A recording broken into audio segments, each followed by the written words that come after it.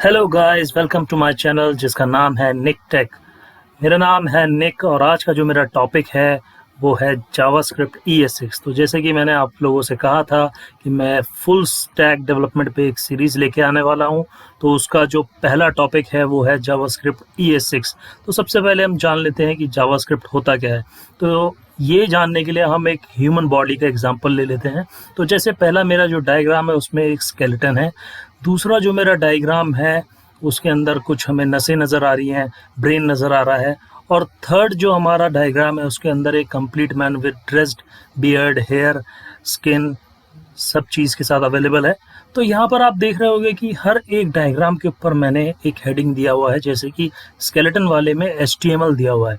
तो उससे मैं क्या आपको एक्सप्लेन करना चाह रहा हूँ कि जो हमारा HTML होता है वो सिर्फ और सिर्फ वेब पेज का स्केलेटन बनाने के लिए यूज़ होता है। स्केलेटन से मेरा मतलब है कि वेब पेज का एक ढांचा बनाने के लिए, यानी कि एक ढांचा तैयार करने के लिए HTML का यूज़ होता है। सेकंड जो मेरा डायग्राम है उसके अंदर आपको नसें नज़र आ रही हैं, दिमाग नज़र आ रहा है। इससे हमारा क्या मतलब है कि फंक्शनैलिटी, यानी कि हमारी बॉडी की जो फंक्शनैलिटी होती है वो हमारे नसों से, हमारे दिमाग से होती है।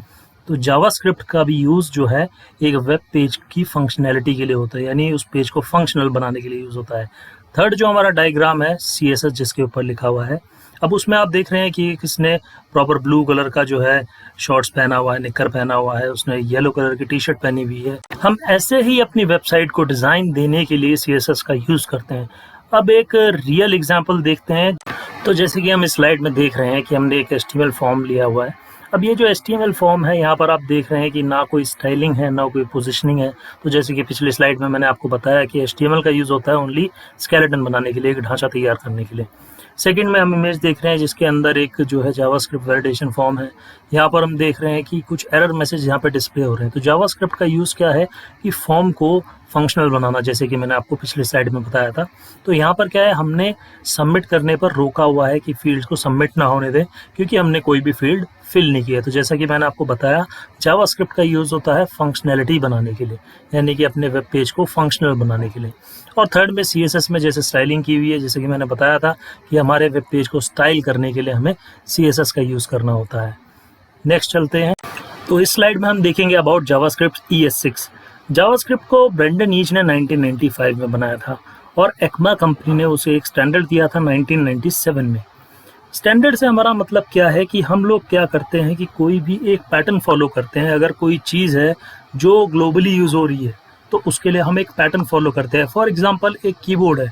अब कीबोर्ड में क्या है कि QWERTY पैटर्न फॉलो होता है।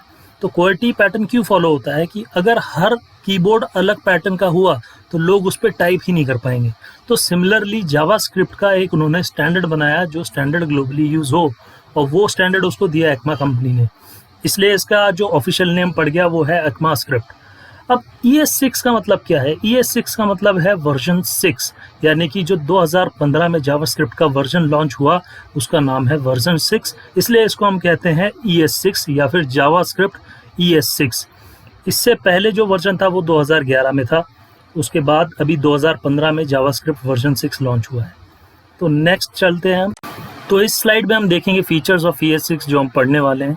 तो सबसे पहला understanding of let or const, arrow function हम देखेंगे, एक्सपोर्ट एंड इंपोर्ट देखेंगे, क्लासेस, प्रॉपर्टीज एंड मेथड्स को हम देखेंगे, स्प्रेड एंड रेस्ट ऑपरेटर देखेंगे, डिस्ट्रक्चरिंग देखेंगे, एरे फंक्शंस देखेंगे और रेफरेंस एंड प्रिमिटिव टाइप्स देखेंगे। तो इस वीडियो में इतना ही। तो नेक्स्ट वीडियो में हम देखेंगे let and const. Thanks for watching, bye bye.